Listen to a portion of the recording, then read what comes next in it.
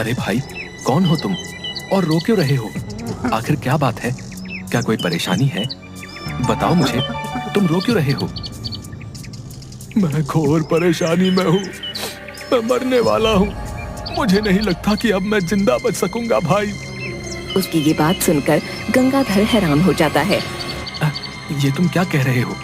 कौन हो तुम और आखिर तुम क्यों मरने वाले हो? बताओ मुझे, क्या हुआ है तुम्हारे साथ? मैं पड़ोसी राज्य का मंत्री सेवक राम हूँ। कल सुबह मेरे जीवन की आखिरी सुबह होगी। मुझे मृत्युदंड की सजा सुनाई गई है। मेरा जीवन समाप्त होने को है। अगर मैंने जल्द से जल्द राजा की इच्छा पूरी नहीं की तो वो मुझे मृत्युदंड दे देंगे। मृत्युदंड? लेकिन क्यों? क्या इच्छा है राजा की? बताएं मुझे। राजा की पत्नी और हमारी महारानी को एक बीमारी हो गई है। महारानी राजा की प्रिय रानी है और पूरे राज्य में सबसे सुंदर स्त्री भी।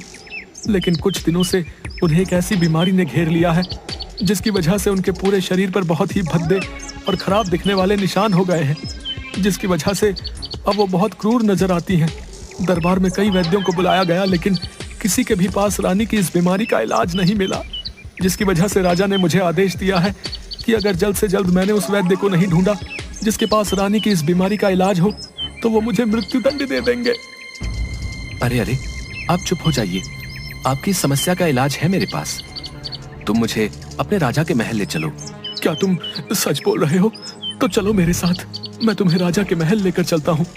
लेकिन तुम्हें वैद्य के भेष में ही राजा के पास चलना होगा। अगर राजा को पता चला कि तुम कोई वैद्य नहीं बल्कि एक साधारण भिक्षु हो तो राजा को बिल्कुल भी उचित नहीं लगेगा। इसके बाद गंगाधर एक भिक्षु से वैद्य के वस्त्र धारण कर लेता है और मंत्री सेवक राम के साथ राजा के महल पहुंचता है, जहां राजा का दरबार लगा होता है। महाराज की जय हो। महाराज, मैं महारानी के उपचार के लिए वैद्य जी को ले आया हूँ। महाराज ये देखिए। महाराज, ये बहुत ही प्रसिद्ध वैद्य जी हैं, जिन्हें मैं दूसरे राज्य में से अपने साथ लेकर आया हूँ महाराज। राजा ये सुनकर खुश हो जाता है। अरे वाह मंत्री, हम तुमसे यही सुनना चाहते थे। आपका स्वागत है वैद्य जी। अब जल्दी चलिए और हमारी प्रिय रानी की बीमारी को ठीक कर दीजिए। जो आज्ञा महाराज। इसके बाद सभी रानी के पास जाते हैं, जहां रानी विश्राम कर रही होती है और कुछ दासियां रानी के पास बैठी सेवा कर रही होती हैं। उठिए हमारी प्रिय रानी, देखिए आपकी बीमारी ठीक करने के लिए दूसरे राज्य से प्रसिद्ध वैद्य जी आए हैं। तभी रानी अपनी आंखें खोलती है। रानी के पूरे चेहरे और हाथ पर बहुत ही अजीब और खराब दिखने वाले भद्दे निशान होते हैं, जिसकी वजह से रानी बहुत डरावनी दिख रही होती है। नहीं नहीं महाराज, मैं किसी को अपना चेहरा नहीं दिखाऊंगी। देखिए तो कितनी कुरूप दिख रही हूँ मैं।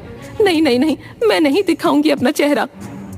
रानी, तुम मेरी प्रिय रानी हो, ये तुम क्या बोल रही हो? देखो वैद्य जी आए हैं, ये अवश्य ही तुम्हारी बीमारी को ठीक कर देंगे। गंगाधर रानी के शरीर के सारे अजीब और भद्दे निशान देखता है और थोड़ा हैरान हो जाता है।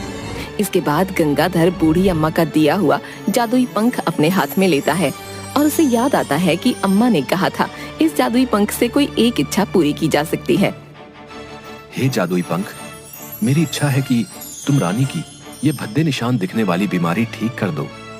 अगर रानी की बीमारी ठीक नहीं हुई तो बेचारे मंत्री सेवक राम को मृत्यु दंड दे दिया जाएगा। तभी गंगाधर जैसे ही जादुई पंख को रानी के मुख पर रखता है, अचानक देखते ही देखते काफी तेज रोशनी होती है और रानी के सारे भद्दे और खराब दिखने वाले निशान गायब हो जाते हैं। ये देखकर सभी बहुत खुश हो जाते हैं। महाराज देखिए देखिए ना, मैं एकदम ठीक हो गई हूँ। देखिए मेरा रूप पहले की तरह चमक रहा है। देखिए ना महाराज, हाँ, हाय हाय, वाह वाह, मैं फिर से सुंदर हो गई हूँ। मैं सुंदर हो गई हूँ। हाँ हमारी प्रिय रानी, हम देख सकते हैं तुम्हारा रूप पहले की ही तरह चमक रहा है। वाकई ये हमारे लिए बहुत खुशी की बात है। वाह हमारे प्रिय मंत्री, हम तुमसे बहुत प्रसन्न हुए। अब तुम्हें मृत्युदंड नहीं दिया जाएगा। वैद्य, तुम्हारा बहुत बहुत धन्यवाद जो तुमने हमारी प्रिय रानी की बीमारी को ठीक कर दिया। हम आपको भेंट स्वरूप 100 सोने की मोहरें देते हैं। इतना सुनते ही गंगाधर खुश हो जाता है।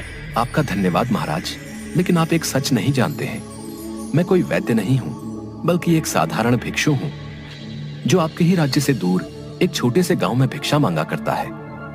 आपके मंत्री ने मुझे रानी की दशा के बारे में बताया तो मैं मंत्री को मृत्युदंड से बचाने यहाँ आपके महल में आ गया। राजा उसकी बात सुनकर थोड़ा हैरान हो जाता है। जी महाराज, मैंने आपसे ये झूठ बोला। ये कोई वैद्य नहीं बल्कि एक साधारण भिक्षु है। मुझे माफ कर दीजिए महाराज। हमने तुम्हें माफ कर दिया है। तुम्हारे इस झूठ से हमें आज ये सीख मिली है कि एक साधारण सा भिक्षु भी अपने ज्ञान से बहुत बड़ा हो सकता है। व्यक्ति का कर्म ही उसे बड़ा बनाता है। सभी दरबार में राजा की ये बात सुनकर खुश हो जाते हैं। तभी गंगाधर को सोने की 100 मोहरें दी जाती हैं, जिसको लेकर वो अपने घर जाता है। अरे कहाँ चले गए थे आप? मैंने आपको कहाँ कहाँ नहीं ढूंढा, बताएं मुझे। तभी गंगाधर उसे सारी बात बताता है।